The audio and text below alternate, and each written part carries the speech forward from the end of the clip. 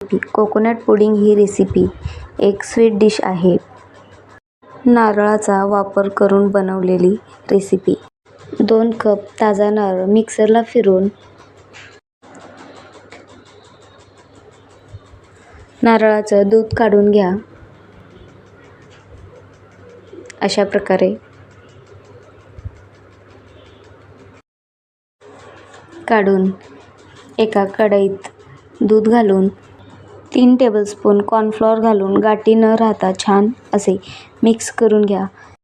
छान मिसळून झाल्यावर तीच कढई गॅसवर ठेवून मंद आचेवर हळूहळू मिश्रण ढवळत राहा. घट्टसर झाले की त्यात घेतलेली अर्धी वाटी साखर घालून मिक्स करा.